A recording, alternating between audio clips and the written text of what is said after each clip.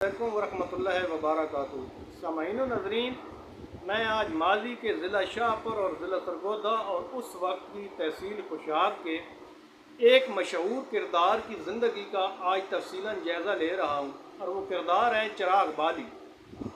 मेरा मकसद किसी की तजलील और कत्ल व गारत के कल्चर की बहस हरगिज़ नहीं, और ना ही मैं किसी ऐसे वाक़े की तफसील शेयर करूँगा जो किसी के लिए दिल आज़ारी का बायस बने, क्योंकि सबको हालात व वाक़यात का इल्म है। 53 साल बाद मैं सिर्फ चिराग बाली की मुकम्मल हालात ज़िंदगी पर पहली बार मुकम्मल तफसील से बात करने जा रहा हूँ। चिराग बाली के वालिद मोहम्मद हयात बाली अंग्रेज़ दौर की ब्रिटिश इंडियन आर्मी में मुलाजिम थे और वो एक मतवस्त ज़मींदार ख़ानदान से ताल्लुक़ रखते थे।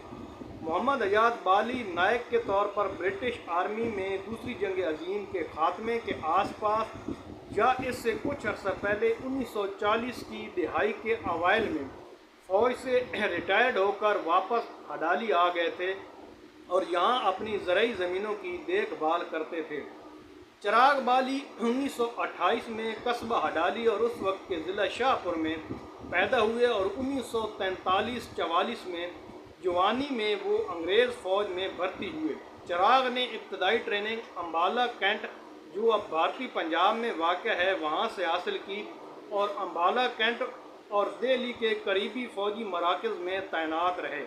चिराग बाली अपने तवील कद-काठ, कसरती जिस्म और बेहतरीन निशानेबाजी की वजह से उस दौर के वसराए हिंद फील्ड मार्शल लॉर्ड वेवल के शाही महल यानी वसराए हाउस, जो अब ऐवान सदर दिल्ली है, वहाँ लॉर्ड वेवल की पर्सनल सिक्योरिटी और गार्ड ऑफ ऑनर के लिए मुंतखब होने वाले दस्ते का हिस्सा रहे। वो इस शाही गार्ड में एक राइफल मैन की हैसियत से फ़राइज़ सर अंजाम दे रहे थे। खैर, दुश्मनी की वजह से वो सरकारी राइफ़ल SMLE नंबर 1 MK3 यानी short magazine Lee Enfield number 1 model 3 rifle number 303 और गोलियों के साथ फ़रार हुए, तो इन पर अम्बाला कैंट MP में मुकदमा दर्ज हुआ।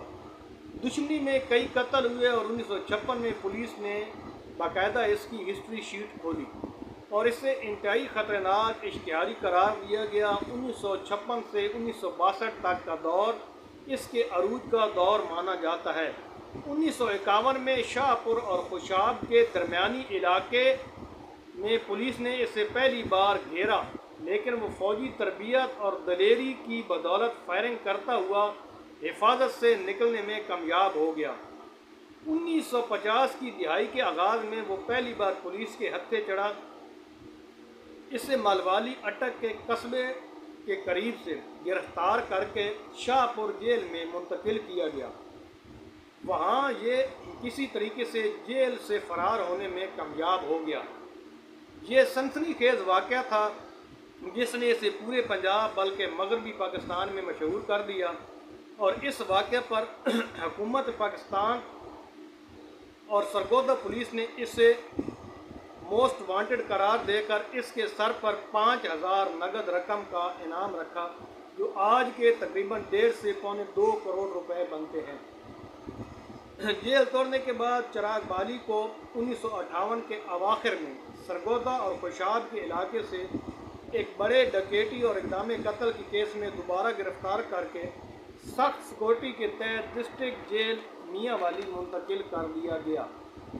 इसी दौरान मुल्क में सदर अयूब खान का पहला मार्शल लॉ लग चुका था और बलूचिस्तान के नामवर कबायली रहनुमा अकबर खान बुगटी को 1959 में मियांवाली मुंतकिल किया गया।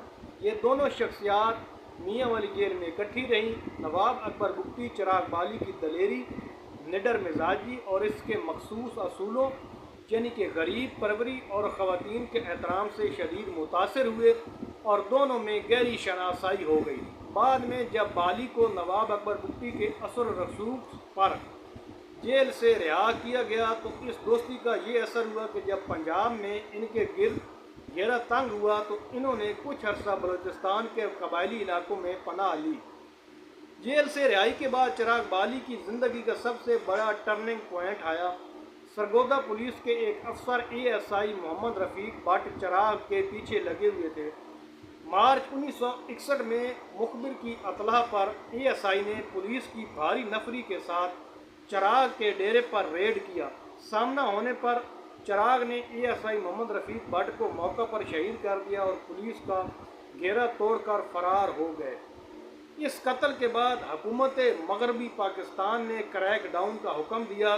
पुलिस ने इसके सर की कीमत 5,000 से बढ़ाकर 10 से 15,000 रुपये कर दी, जो आज के 1 करोड़ 40 लाख से 2 करोड़ 10 लाख रुपए बनते हैं।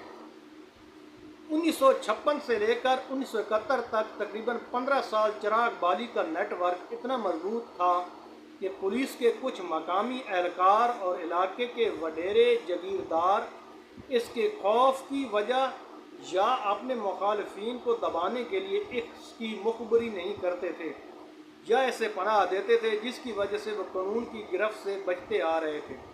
जुल्फ़िकार अली भुट्टो के दौर हुकूमत में जब गुलाम मुस्तफ़ा खार पंजाब का गवर्नर बना तो इन्होंने इश्तिहारियों के खात्मे के लिए सख्त मुहिम चलाई। मार्च 1972 में मुस्तफ़ा खार ने सरगोदा डिवीज़न का हंगामी दौरा किया और लॉ एंड ऑर्डर पर सख्त तकरीर करते हुए तमाम मकामी असर रसूख को कुचल कर चिराग बाली के सर पर इस दौर का सबसे बड़ा इनाम 50,000 रुपये, जो आज के 7 करोड़ 25 लाख रुपए बनते हैं, और 2 मुरब्बा नहरी ज़मीन, और अगर ज़मीन को भी साथ मिलाया जाए तो तकरीबन 25 से 30 करोड़ रुपए बनते हैं, मुकर्रर किया। ये इनाम जिंदा या मुर्दा पकड़वाने वाले या मुखबरी करने वाले के लिए था। इस शदीद दबाव के बाद चिराग पंजाब से पेशावर में नाम बदल कर रपोश हो गए। आखिरकार 13 जून 1973 को पंजाब पुलिस ने पेशावर पुलिस की मदद से एक खुफिया ठिकाने से गिरफ्तार करके चिराग को सरगोदा मुंतकिल कर दिया। 14 और 15 जून 1973 को रोज़नामा नवाए वक्त समेत तमाम बड़े अखबारात की सुर्खी ये थी कि सरगोदा के बदनाम डाकू और कातिल चिराग बाली को पेशावर से गिरफ्तार कर लिया गया है। गिरफ्तारी के कुछ अर्सा बाद ही 1973 के वस्त में वो मुबैना पुलिस मुकाबले में मार दिए गए और यूं 25 साल तक कानून के इश्तिहारी का बाब बंद हुआ, जिस पर मजमूई तौर पर 35 अफराद के कत्ल का इल्ज़ाम था। अखबार की ये कानूनी मजबूरी थी कि वो सरकारी रिकॉर्ड के मुताबिक खबरें छाप रहे थे।